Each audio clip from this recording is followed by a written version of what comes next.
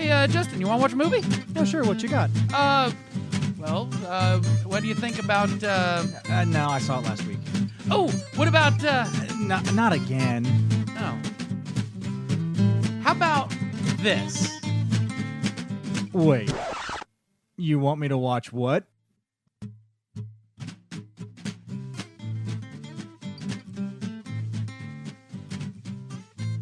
So, what did you think of Daybreakers? It wasn't bad. There were a few moments I was like, on, but overall it wasn't bad. See, I'm the same way. And I'll admit, a part of me wanted you to watch this just because I was surprised you hadn't. Being the vampire aficionado as you are. And honestly, I'd never heard of it. Wow. Yeah. Now, that being said, in 2009, we were, in the first couple of years of our, marriage. Yeah, I was a little Not to busy. each other, but to our our specific... spouses, yes.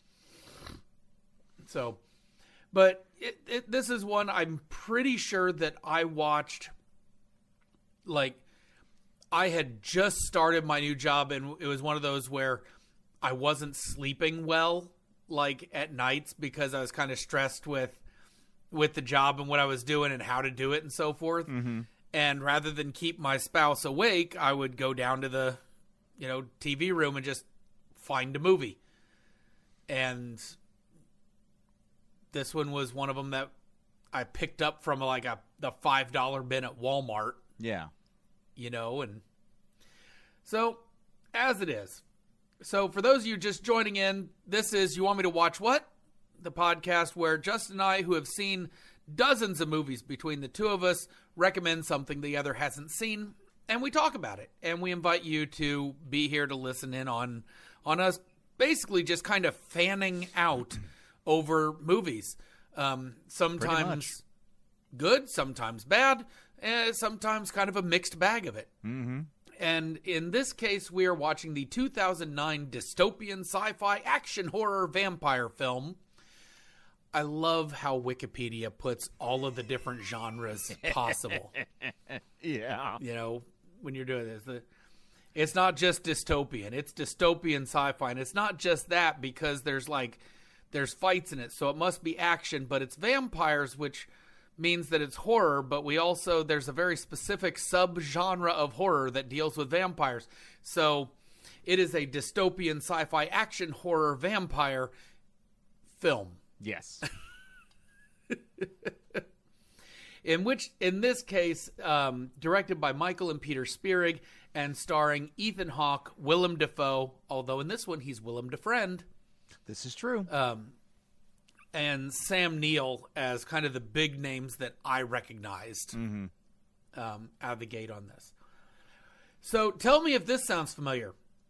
In the year 2019, a global plague caused by an infected bat has transformed the world. Nope, doesn't ring a bell. Seems far-fetched, don't it? Yeah, a little bit. In this case, the infected bat was a vampire bat. And so we get to see the best case scenario of vampirism, where, yeah, you have to survive on blood, but you've got super strength, and you've got, all of the benefits thereof. You also have the weaknesses thereof, like sunlight. And I would say the stake through the heart thing, but let's be honest, that kills anything. This is true. I wonder if they suddenly become allergic to garlic. That'd be hysterical. Mm-hmm. But in this case, because the need for blood is so prevalent, and because anybody who gets bitten by a vampire, if they're not outright killed, then seem to become vampires, there is, we'll call it a dearth of food supply. They're in a food desert. Yes. As it were. And the longer that a vampire goes without blood, the more they will degenerate into this monster that they call subsiders. Yes. Very bat-like in appearance. Very much so. what you get the sense of what Nosferatu might have looked like. Yes. You know, had they had the budget. Mm-hmm. The old one, not the new one. Yes. So the world has effectively transformed into a night-based economy. Everybody gets up at night and they go to work. And life, it seems, just continues on as it always had, with the exception that now it happens at night. Yep. And during the day, those that have to be awake, they use underground passages. They use cars that have UV filters.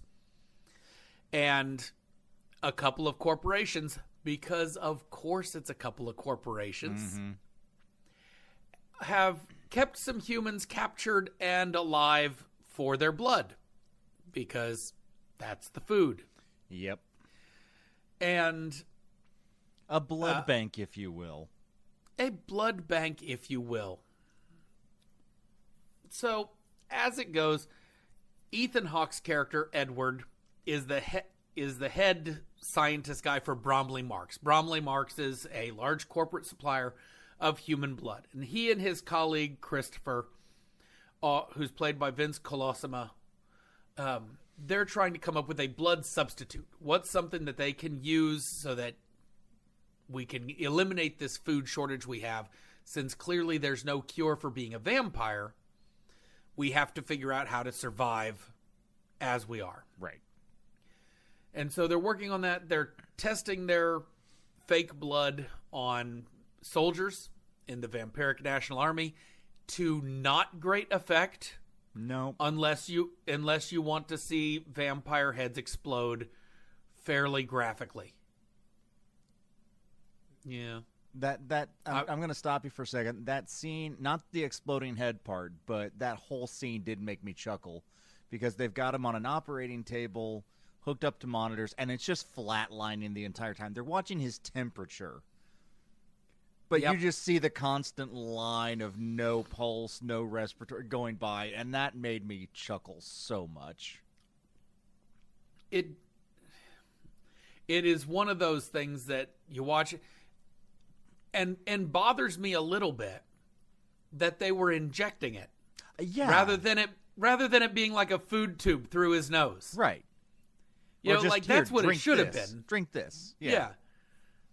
So, but when we think of drug testing, we think of syringes and so forth, and it just shorthand. And the early 2000s was a wild place when it came to filmmaking. So anyway, it's not working. It's not working. And that's a problem because Edward tries not to drink human blood. Mm-hmm. He tries to get his blood from other animal sources. It's not going as well as he would like. Because even though he is drinking blood, that human blood seems to be what prevents a vampire from devolving. Right. Into this subsider. So he is brought to visit with the CEO, Sam Neill, Dr. Grant. But the CEO's name is actually Charles Bromley, who wants these tests to work. He wants the blood, not just because it will make shattering amounts of money, because everyone's going to need it and we'll be able to get it from him and we'll have to pay him for it. But because he also wants to keep his farms of humans alive and being continually milked so that he can sell real, genuine human blood for himself and for other more wealthy vampires. Mm-hmm. Ah, this vintage. How wonderful. Fred. He's a 1998.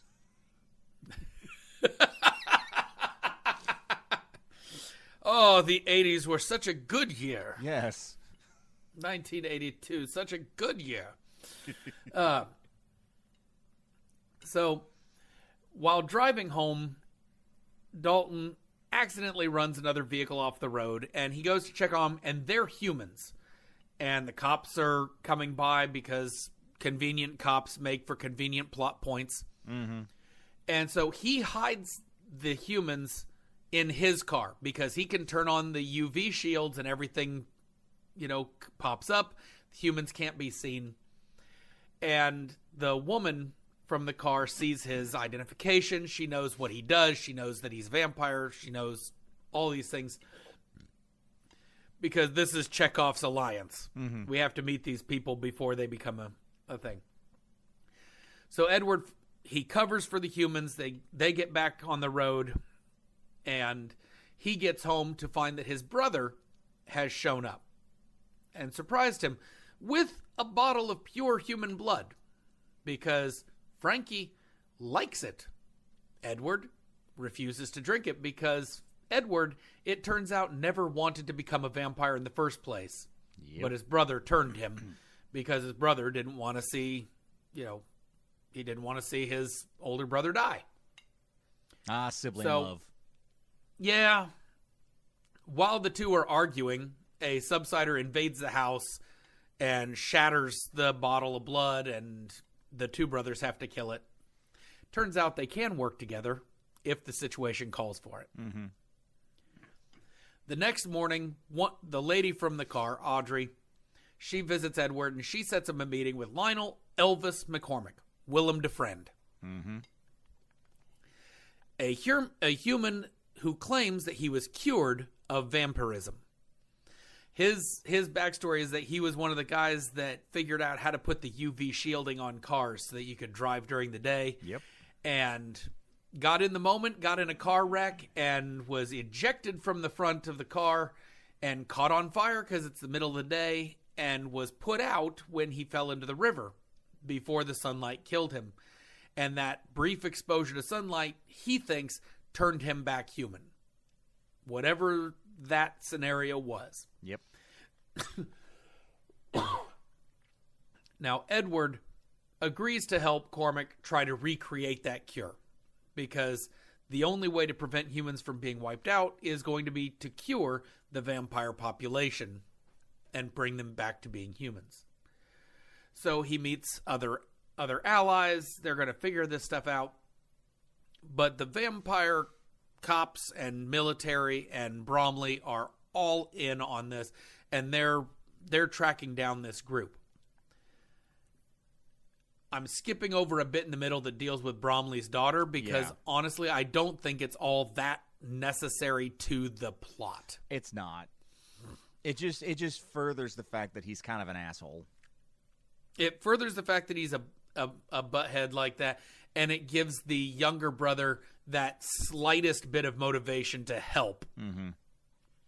Anyway, after many unsuccessful experiments, they cure Edward, by putting him in an airtight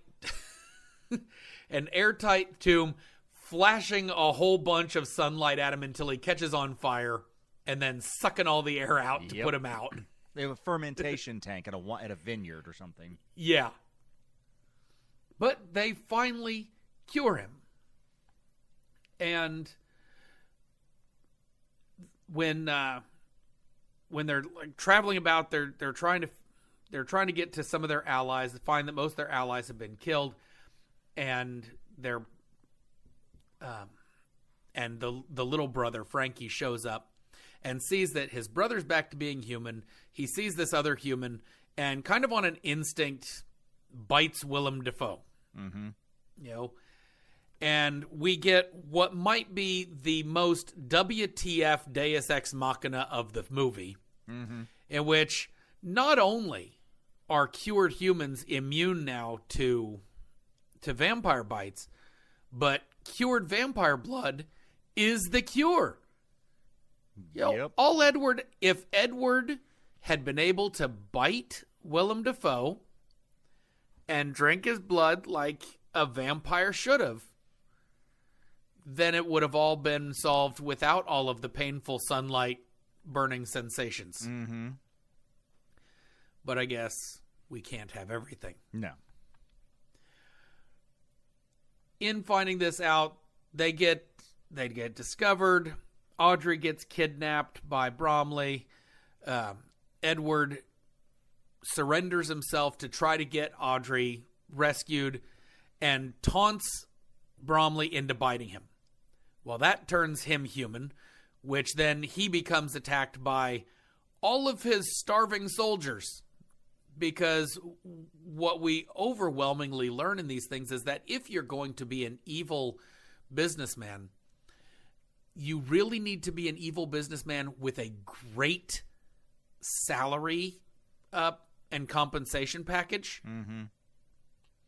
Like, pay above market value for your people. Oh, absolutely. You know, make sure that they've got the benefits necessary to be able to live and want to continue working for you. And that's not just for mercenary groups. That goes for a lot of industries and jobs. Well, it should go for every job. Oh, yeah. Right? Pay your people what they're worth and a little bit more if at all possible. But specifically if you're going to be evil. Yes. That is true. If you're going to be trying to oppress, marginalize, or otherwise, put down others, make sure the people who are helping you do that don't suddenly become the oppressed minority, or they will turn on you. Oh yeah. Well, Charles gets killed. Frankie arrives to try to help his brother and sacrifices himself to the soldiers. This is the goriest scene in the movie. It is, yes. Like, this is the scene that made Dawn of the Dead go, that seems a bit much. Yeah. Because the feeding frenzy looked much more like a zombie movie that point than it did a vampire movie. Yeah. With the rending of limbs and the so on and so forth. It's a stylistic choice. It's their movie. I'm just watching it. But what it means is you get your first soldiers that attack, Frankie, and they turn just in time to see others around them suddenly like, I'm kind of hungry too. Yeah. And it just, like this great big waterfall of... You have a room of 50 soldiers, and suddenly you're down to 3 who are now human. Uh-huh. Which they're looking around like, oh, wow, huh. Just in time to be gunned down by Christopher the scientist from before, because he's finally figured out how to make the fake blood, and he's like, I'm going to be rich. So they kill him. They make sure to kill that guy dead. Yeah. And then the 3 survivors drive off into the sunset, or into the sunrise, now that they have a viable cure from 2 cured vampires that now they just gotta continually donate blood and I guess stab it into people. I mean, sure. Or, here, drink this. Mm-hmm. So that's it. What'd you think? Talk to me. Talk to me, Goose. It really wasn't bad. I did enjoy it. Like I said earlier, the scene where they had him hooked up, the soldiers hooked up to the monitors, and it was all flatlining except for the core temperature, which was like 68. Mm-hmm. Yeah, I did. Room temperature. I did find that funny. He has a bad reaction to the synthetic blood. They stopped that just in time for him to say "ouch," and then he blows up, which I also found funny. Timing is everything. Mm-hmm. I particularly enjoyed Willem Dafoe in this movie. Willem Dafoe had the majority of the film's comic relief. Oh, he did. And it wasn't like he was a goofy, wacky person. It was just the things that he said when he said them, which made it funny. Because when we get down to for a very long time, he was the only one who had gone through this experience. Yeah. Of being one thing, then the other, then back to the one thing. Yeah. And so he had a lot of time to get used to the idea. Mm-hmm. And we never really got the sense of whether he wanted it. That is true, yeah. Because this whole time it's like, there's this part is like, yeah, now that he's human again, he's trying to make make sure this cure. But is it because of that, or because he knows that if he tries to go back into vampire society, he's going to be killed? That could very well be, yeah. But, he probably didn't want to be cured because, again, lots of benefits to being a vampire. This is very true. And you don't think about, because, he was speeding his car. He got it up to like 100 or something like that, hit something, was ejected through the window. You don't think about being reckless when you're a vampire, although it was the middle of the day, so some caution need be warranted. But no, I thought it was a fairly well written, definitely well acted movie. The whole subplot with Sam Neill and the daughter, I get why they did Isabel Lucas. Yeah, I get why they did it, but at the same time, it didn't add much to the story. It, like you said, it seemed to be put in there, one, to pad the time a little bit. Yeah. Which it didn't need. I mean, the movie's running time is 98 minutes. Yeah. And we're looking at, 10 minutes, maybe, total? 10 to 15 of her max, scenes? Yeah. Yeah. So, we're there to, I guess, to see that Bromley wants his daughter to join him in this reality that he's in. When she is forcibly changed and then refuses, we also show him to be the cold-hearted businessman. Because at one point towards the end, they start rounding up all these, what are they, what's the word again? The subsiders. Subsiders, yeah. They start rounding a bunch of them up. And, of course, the only thing you can do with them is kill them, because... Drag him into the sun. Just drag him into the sun. And she's among the last of them to go out in that scene. So, yeah, he's not even a loving father. No. So, this is one that I don't feel like I have to watch very often. No. It's one that I can, if it's on, I'll happily watch it until a commercial break. And then, then I'll switch out. Unless they're getting close to that ending, because the ending is kind of fun. Yeah. Now, that being said, I do enjoy vampire movies and stuff like that. So this may eventually make it into my Halloween rotation or something like that, because personally I would watch it again. Not right away, but I would definitely sit down and watch it again. Because I'm sure there's something I missed the first time around. Oh, yeah, and when I say it's not in my rotation, it's one of those movies that it is well made, competently acted. But there are also better examples of vampire movies out there. This is true, yes, but there's also far worse examples. Well, yes. But from my perspective, like you said, if it was on TV, you would watch it. Line. You would, if it was on TV, you would watch it. I personally, maybe in another year or so, would go out of my way to watch it again. I haven't seen that in a while. I'm going to find it and watch it. Oh, that's cool. Yeah. So, any other thoughts? No, not really. The only other thought is, when you first recommended it, I thought it was Dark City. There's it's like a 98 movie with Jennifer Connelly. Yeah, we watched it. No, I haven't. We haven't? No. I must have did it for the other podcast. Yeah, I think you did. I was aware of it, but I've not seen it, and that was what I was thinking it was. And because it came out, because Dark City came out right before Matrix. Yeah, 90. And because I looked it up early when I was watching, I was like, this isn't what I thought. Oh, it's this other movie I was thinking of. Yeah, 98, 99, somewhere in there. But you can see the similarities. There's Dark City and Matrix had a lot of very close similarities in terms of some of its camera imagery, color correction, etc. Yeah.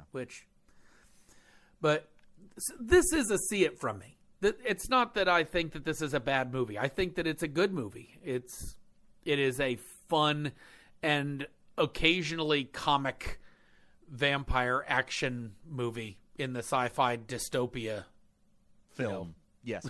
film genre thing. And it's a see it for me too. And once you see it, like that first time, it's a little bit talky at times, so you do have to kind of sit and watch it the first time through.